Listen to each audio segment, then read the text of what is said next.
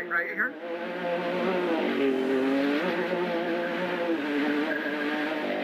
Another day, another Dakar, and a gentle introduction to this year's Saudi sand. But the rally gods are so cruel.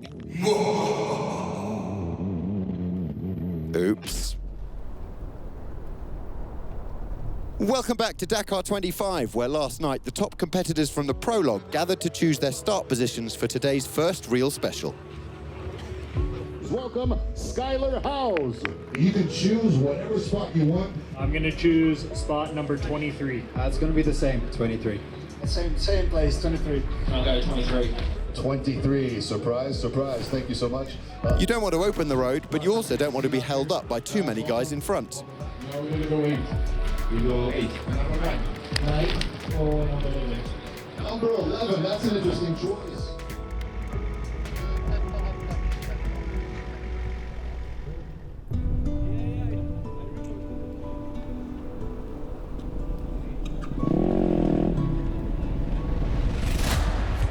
It was more of a painful stage. I haven't had dust like that forever. Very rocky, dangerous also. Getting smoked by thorn bushes. It was a crazy stage. A lot of people getting lost. I was going so far the wrong way so many times. I couldn't even imagine starting up front. I had to open from kilometer 20-something to the finish, all day by myself, so mentally it's very exhausting. Another straightforward day to look forward to then. Well, there was a very familiar look to the Stage 1 result on the bikes as the world champion, the reigning Dakar champion and the prologue winner made up the podium. We're holding out for a hero, but he's got to be strong and he's got to be fast. Ross Branch is exactly that. The Kalahari Ferrari dealt with the tapestry of terrains, finished third and then spoke to us, fresh from the fight. Yeah, I enjoyed it. It was a long, tough one. If that's the first stage for Dakar, it's going to be a long Dakar. Runner-up today, Ricky Brabeck, but even he found it tough. You couldn't really, find a smooth rhythm. You're always making 90-degree quick corners. Ricky banished any fears there might have been about how his recently broken leg might hold out. Yeah, strategy today was to make a big push and try to do as good as I can. But leaping into the lead for the second day in a row, Daniel Sanders. The Aussie is chucking everything at the start of this first week, and so far, so good.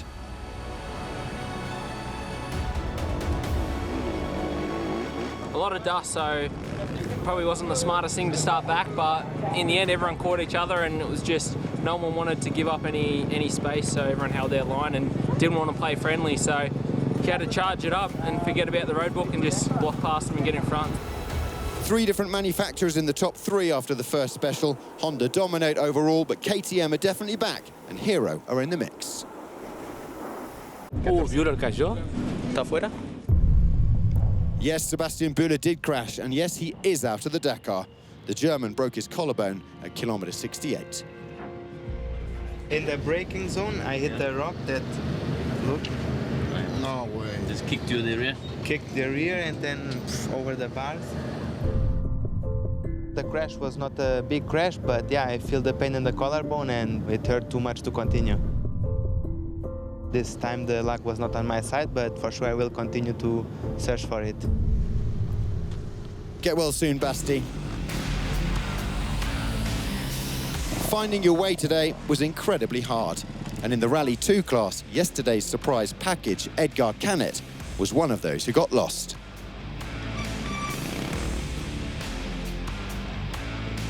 His problems handed top spot to Bass World KTM's Tobias Ebster, who won Original by Motul last year. Some things you get used to seeing in the desert, but 2 former bike champions competing in a car, that's a first for me. Here he comes.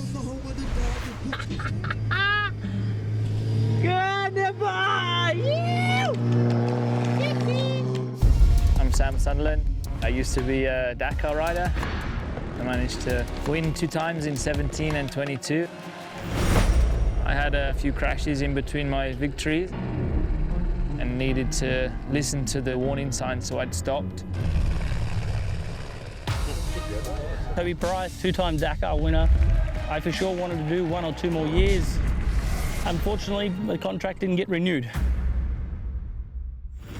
So between Price and Sunderland, there are 4 Dakar titles, 16 stage wins and 21 participations sitting in this Toyota Hilux Overdrive. 12th on the prologue, not a bad start for Toby and Sam as they switched from 2 wheels to 4. Stay tuned to see how they got on today.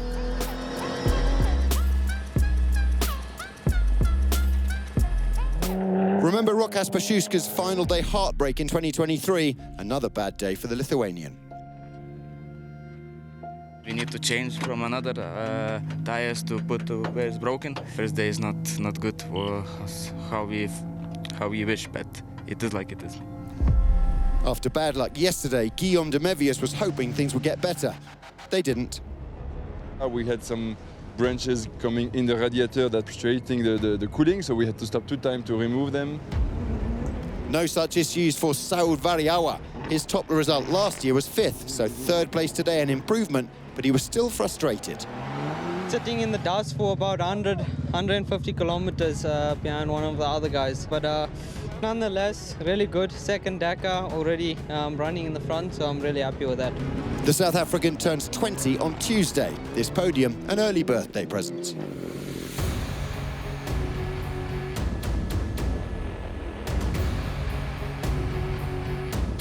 Gerland Shisharit and Alex Winnock hit a tree on the prologue and finished down in 11th.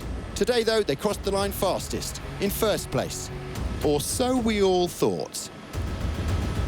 Because Seth Quintero had stopped to help Laia Sanz. Unfortunately, Laia got in a big crash right in front of me, so we stopped and pulled over and helped her. Seth and Dennis Zentz were given that time back. Sportsmanship is built into the rules of Rally Raid, and that took the American to the top of the podium for the first time since debuting in the ultimate class last year. And because in the cars the prologue times don't count towards the overall, the first standings are the same as the stage result. Carlos back in 7th, and no Nasser or Seb. But wait, I promised we'd see what happened to Toby and Sam. Oh, they were getting on just fine. No stress at all.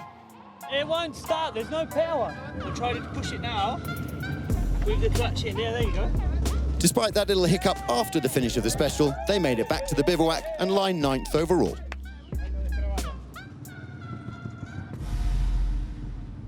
In the Challenger class, 2nd and 3rd in the prologue battled it out all day for the win.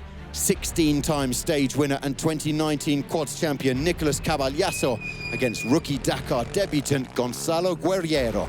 Experience prevailed by 18 seconds.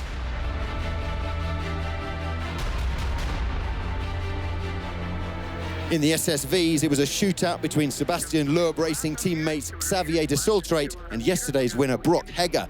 The French title holder prevailed thanks to his superior navigation skills after the two had been neck and neck until the most complicated section of the route.